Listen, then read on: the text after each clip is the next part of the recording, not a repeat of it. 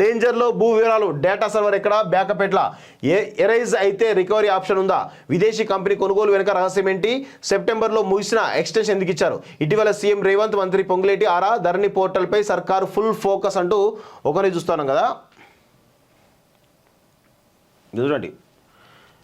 భూముల డేటా నిర్వహణ బాధ్యతలపై ప్రైవేట్ కంపెనీకి అప్పగించిన వెనుక ఆంతర్యం ఏమిటనే అంశంపై రేవంత్ సర్కారు దృష్టి పెట్టింది ఎన్ఐసి వంటి సంస్థను కాదని టెరాసిస్ టెక్నాలజీస్ అనే కంపెనీ కట్టబెట్ట వెనుక వ్యూహాన్ని పసిగట్టే పనిలో నిమగ్నమైంది ఆ కంపెనీని విదేశీ కంపెనీ ఎందుకు కొనుగోలు చేసిందనే అంశంపైన నజర్ పెట్టింది ఇదిలా ఉంటే అసలు ధరణి పోర్టల్లో భూముల డేటా సేఫేనా అన్న ప్రశ్న ఉత్పన్నమవుతుంది ఈ డేటా డేంజర్లో ఉందనే అనుమానం నిపుణుల నుంచి వ్యక్తమవుతుంది సమీక్షలో తేలిన అనేక విషయాలు భూ రికార్డుల డిజిటలైజేషన్ ప్రక్రియ అన్ని రాష్ట్రాల్లో నడుస్తున్నది కానీ ఏ రాష్ట్రంలో లేని విధంగా తెలంగాణలో గత ప్రభుత్వం బాధ్యతను ప్రైవేట్ సంస్థ చేతుల్లో పెట్టింది దీని వెనుక పెద్ద కుట్ర దాగి ఉన్నట్లు ప్రస్తుత ప్రభుత్వం అనుమానిస్తుంది అందుకే ఇటీవల CM Revanth Reddy deputy CM బట్టి విక్రమార్క మంత్రులు పొంగులేటి శ్రీనివాసరెడ్డి దామోదర రాజనరసింహల నేతృత్వంలో సాగిన రివ్యూ మీటింగ్లో అనేక అంశాలు చర్చకు వచ్చినట్టు తెలిసింది సర్వర్కి ప్రత్యామ్నాయ ఏర్పాట్లు చేశారా లేదా సర్వర్ కాలిపోతే బ్యాకప్ ఉంటుందా ప్రత్యామ్నాయం ఏంటి అనే విషయాలు కూడా ఉన్నతాధికారులకు తెలియదని సమీక్షలో తేలినట్టు తెలిసింది సో మొత్తానికైతే విదేశీ కంపెనీ వెనుక కొనుగోలు వెనుక మతలబేంటి సో ఇక ధరణిలు అంటే కాళేశ్వరంతో పాటు ధరణి కూడా పెద్ద ఎత్తున ఈరోజు కల్వకుంట్ల కుటుంబానికి ఒక ఆదాయ వనరుగా ఉందనే విషయం కూడా గుర్తుపెట్టుకోవాలి వందల వేల ఎకరాల భూములు అదేవిధంగా దొరల భూములు కూడా గతంలో 1970s టైంలో దొరలు వదిలిన భూములను ఈరోజు పేద ప్రజలకు పంచడం జరిగింది 40 సంవత్సరాలుగా దున్నుకున్నటువంటి భూములను చాలా తెలివిగా కేసీఆర్ కబ్జాదారు కాలం తీసేసి విఆర్ఓ వ్యవస్థ రద్దు చేసి రైతు బంధు పెట్టి ఆ తర్వాత ధరణి అనే ఆప్షన్ తీసుకొచ్చి ఇలా చాలా పెద్ద కుట్ర చేసిండు కొన్ని లక్షల ఎకరాల భూములు పేద ప్రజల భూములన్నీ కూడా అన్యాక్రాంతమైన విషయం కూడా గుర్తుపెట్టుకోవాలి మనందరం కూడా సో ఇవన్నీ కూడా వీటిపైన విచారణ జరగాలి జరిగి తీరాల్సిందని చెప్పేసి కూడా నేను చెప్తా ఉన్నాను కబ్జాదారు కాలం మళ్ళీ రావాలి కబ్జాదారు కాలంలో కనుక వచ్చినట్లయితే ఎవరి భూములు ఏంటి అనే దాంట్లో పెద్ద ఎత్తున క్లారిటీ వచ్చే అవకాశం ఉంది అందుకే కేసీఆర్ చాలా తెలివిగా ఈ విదేశీ సంస్థ ఏం కాదు ఈ సత్యం రామలింగరాజు వాళ్ళ కొడుకు సంబంధించినటువంటి తేజారాజు సంబంధించిన కంపెనీ ఈ విదేశీ కంపెనీ సో వాళ్ళు ఆల్రెడీ ఈ స్కామ్లలో ఆరితేరినలు కాబట్టి మళ్ళీ వాళ్ళకే ఇచ్చి ఈరోజు వేల ఎకరాల భూములు ఓన్లీ దొరల భూములే కాదు హైదరాబాద్లో కూడా చాలా పెద్ద ఎత్తున భూములు కూడా దోచుకున్నటువంటి దొంగలు ఈ కల్వకుంట్ల కుటుంబం వాళ్ళు కాబట్టి దయచేసి ఆ దిశగా కూడా విచారణ జరపాలి మీరు విచారణ చేస్తామని చెప్పి చెప్తా ఉన్నారు కానీ విచారణ చాలా పారదర్శకంగా జరగాలి చాలా లోతుగా జరగాలి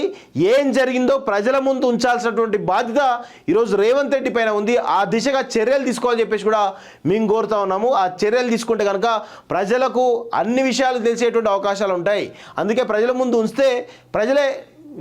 ఏంటి అనేది డిసైడ్ అవుతారు దొంగలు ఎవరు దొరలు ఎవరు అని డిసైడ్ అవుతారు వాస్తవంగా డేంజర్లో భూ వివరాలు డేటా సర్వర్ ఎక్కడ బ్యాకప్ ఎట్లా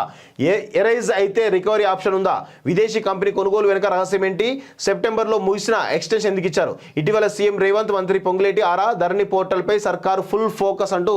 ఒకరిని చూస్తున్నాం కదా చూడండి భూముల డేటా నిర్వహణ బాధ్యతలపై ప్రైవేట్ కంపెనీకి అప్పగించిన వెనుక ఆంతర్యం ఏమిటనే అంశంపై రేవంత్ సర్కారు దృష్టి పెట్టింది ఎన్ఐసి వంటి సంస్థను కాదని టెరాసిస్ టెక్నాలజీస్ అనే కంపెనీ కట్టబెట్ట వెనుక వ్యూహాన్ని పసిగట్టే పనిలో నిమగ్నమైంది ఆ కంపెనీని విదేశీ కంపెనీ ఎందుకు కొనుగోలు చేసిందనే అంశంపైన నజర్ పెట్టింది ఇదిలా ఉంటే అసలు ధరణి పోర్టల్లో భూముల డేటా సేఫేనా అన్న ప్రశ్న ఉత్పన్నమవుతుంది ఈ డేటా డేంజర్లో ఉందనే అనుమానం నిపుణుల నుంచి వ్యక్తమవుతుంది సమీక్షలో తేలిన అనేక విషయాలు భూ రికార్డుల డిజిటలైజేషన్ ప్రక్రియ అన్ని రాష్ట్రాల్లో నడుస్తున్నది కానీ ఏ రాష్ట్రంలో లేని విధంగా తెలంగాణలో గత ప్రభుత్వం బాధ్యతను ప్రైవేట్ సంస్థ చేతుల్లో పెట్టింది దీని వెనుక పెద్ద కుట్ర దాగి ఉన్నట్లు ప్రస్తుత ప్రభుత్వం అనుమానిస్తుంది అందుకే ఇటీవల CM Revanth Reddy deputy CM బట్టి విక్రమార్క మంత్రులు పొంగులేటి శ్రీనివాసరెడ్డి దామోదర రాజనరసింహల నేతృత్వంలో సాగిన రివ్యూ మీటింగ్లో అనేక అంశాలు చర్చకు వచ్చినట్టు తెలిసింది సర్వర్కి ప్రత్యామ్నాయ ఏర్పాట్లు చేశారా లేదా సర్వర్ కాలిపోతే బ్యాకప్ ఉంటుందా ప్రత్యామ్నాయం ఏంటి అనే విషయాలు కూడా ఉన్నతాధికారులకు తెలియదని సమీక్షలో తేలినట్టు తెలిసింది సో మొత్తానికైతే విదేశీ కంపెనీ వెనుక కొనుగోలు వెనుక మతలబేంటి సో ఇక ధరణిలు అంటే కాళేశ్వరంతో పాటు ధరణి కూడా పెద్ద ఎత్తున ఈరోజు కల్వకుంట్ల కుటుంబానికి ఒక ఆదాయ వనరుగా ఉందనే విషయం కూడా గుర్తుపెట్టుకోవాలి వందల వేల ఎకరాల భూములు అదేవిధంగా దొరల భూములు కూడా గతంలో 1970s టైంలో దొరలు వదిలిన భూములను ఈరోజు పేద ప్రజలకు పంచడం జరిగింది 40 సంవత్సరాలుగా దున్నుకున్నటువంటి భూములను చాలా తెలివిగా కేసీఆర్ కబ్జాదారు కాలం తీసేసి విఆర్ఓ వ్యవస్థ రద్దు చేసి రైతు బంధు పెట్టి ఆ తర్వాత ధరణి అనే ఆప్షన్ తీసుకొచ్చి ఇలా చాలా పెద్ద కుట్ర చేసిండు. కొన్ని లక్షల ఎకరాల భూములు పేద ప్రజల భూములన్నీ కూడా అన్యాక్రాంతమైన విషయం కూడా గుర్తుపెట్టుకోవాలి మనందరం కూడా. సో ఇవన్నీ కూడా వీటిపైన విచారణ జరగాలి జరిగి తీరాల్సిందని చెప్పేసి కూడా నేను చెప్తా ఉన్నాను. కబ్జాదారు కాలం మళ్ళీ రావాలి. కబ్జాదారు కాలంలో కనుక వచ్చినట్లయితే ఎవరి భూములు ఏంటి అనే దాంట్లో పెద్ద ఎత్తున క్లారిటీ వచ్చే అవకాశం ఉంది. అందుకే కేసీఆర్ చాలా తెలివిగా ఈ విదేశీ సంస్థ ఏం కాదు, ఈ సత్యం రామలింగరాజు వాళ్ళ కొడుకు సంబంధించినటువంటి ఇది తేజరాజు సంబంధించిన కంపెనీ ఈ విదేశీ కంపెనీ. సో వాళ్ళు ఆల్రెడీ ఈ స్కామ్లలో ఆరితేరినలు కాబట్టి మళ్ళీ వాళ్ళకే ఇచ్చి ఈరోజు వేల ఎకరాల భూములు ఓన్లీ దొరల భూములే కాదు హైదరాబాద్లో కూడా చాలా పెద్ద ఎత్తున భూములు కూడా దోచుకున్నటువంటి దొంగలు ఈ కల్వకుంట్ల కుటుంబం వాళ్ళు. కాబట్టి దయచేసి ఆ దిశగా కూడా విచారణ జరపాలి. మీరు విచారణ చేస్తామని చెప్పి చెప్తా ఉన్నారు, కానీ విచారణ చాలా పారదర్శకంగా జరగాలి, చాలా లోతుగా జరగాలి. ఏం జరిగిందో ప్రజల ముందు ఉంచాల్సినటువంటి బాధ్యత ఈరోజు రేవంత్ రెడ్డి పైన ఉంది. ఆ దిశగా చర్యలు తీసుకోవాలని చెప్పేసి కూడా మేము కోరుతా ఉన్నాము. ఆ చర్యలు తీసుకుంటే కనుక ప్రజలకు అన్ని విషయాలు తెలిసేటువంటి అవకాశాలు ఉంటాయి. అందుకే ప్రజల ముందు ఉంచితే ప్రజలే ఏంటి అనేది డిసైడ్ అవుతారు, దొంగలు ఎవరు దొరలు ఎవరు అని డిసైడ్ అవుతారు వాస్తవంగా.